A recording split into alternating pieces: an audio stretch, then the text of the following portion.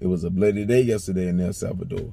Over 62 murders, gang murders, and a war been going on between 18th Street and MS-13, or Barrio 18, whatever, however you want to say it.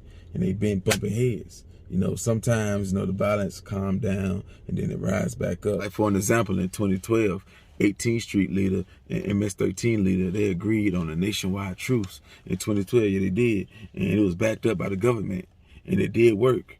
You know, at that time, they was averaging about 13 to 15 to 16 murders per day. And then after that, it went down to about 6 murders a day, 5 murders a day. But in between all that, it still was a lot of kidnapping and extortion and people disappearing. So that never went down, but the murders did. So at the end of 2012, beginning of 2013, the murders picked back up. They start warring again, hard. And then all through 2014 and 2015. In 2015, the middle of it, it started going back down because they start leaving. They start coming to America. Yeah, under Obama administration, a lot of 18th Street members came over here, and MS-13 members came over here. They went to California and other cities, and they spread it like wildfire because they way more deep over here in America than they is over there in El Salvador. It's just, in America, the violence is tame. You know, it's more controlled. In El Salvador, you know, they just wilding out. They dumbing out over there.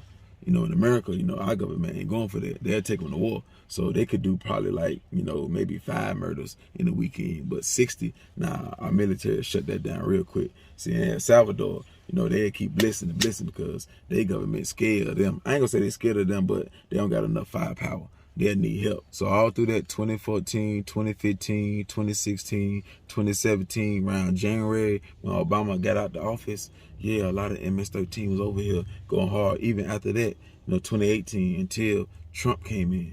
Trump administration, that's one of the first things Trump jumped on as far as crime. It wasn't a black drug dealer. It was the MS-13 and the rest of them gangs, 18th Streets and all them.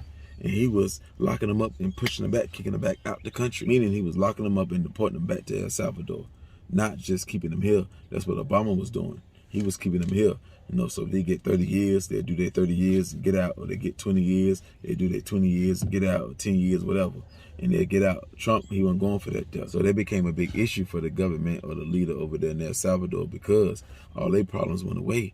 Because all their worst criminals came over here to America because they can recruit more and, you know, sell more drugs and just get more money for the gang and build. Some get jobs and all that there. Buy land and buy houses, start families, get married, all that there. So they can't get kicked out, get their papers and all that there. But a lot of them didn't though, but some of them did. So some of them did slip through the cracks, you know, because Obama administration wasn't going hard like Trump administration. So after 2017, 2018, 2019, now they got the problem all over again. That's why the crime back like how it was. So the leader over there in El Salvador, he was happy. He was happy in 2015 and 2016 when they all came over here. And now he got the problem again. And it's stuck like that over there. But you know, they be warning about the same type of politics that gang politics over here were about. Sometimes it be a little bit different. It could be oil and stuff like that. But the main thing is like territory. Maybe MS-13 trying to take over San Salvador, and that's controlled more by 18th Street. You see what I'm saying? Or it could be 18th Street trying to take over what MS-13 got because they deeper. It's more of them. You see what I'm saying? But MS-13, they sturdy with theirs though. They got a lot of steppers over there. They got a lot of crash dummies over there that's ready to die for the gang, and it's vice versa. You see what I'm saying? Sometimes one end, sometimes MS-13, they get the best of them. Sometimes 18th Street get the best of them, and it just keep going back and forth. And the government or the leader over there, they just got to sit back and just watch everybody die.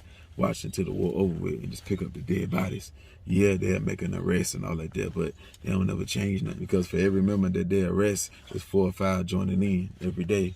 In America and El Salvador and other places too. They spreading all over the world. But you definitely can see a lot of 18th Street members in California. You can always tell by the tattoos. Now they might not have no 18th Street tattoo over their face, over their forehead, something like that, like you see on TV, or like they have in El Salvador. They just may have a XV3. They represent 18th Street. They can have best.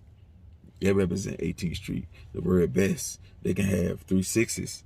They represent 18th Street. 3 6s represent 18th Street. So it's a lot of different ways you can know it's them. You just gotta know their politics and know what they stuff mean, and you know how to network when you in their hoods, which you don't supposed to be over there. Oh, you look like me, you ain't supposed to be over there. So you better have your mind right and your gun tight. Understand that?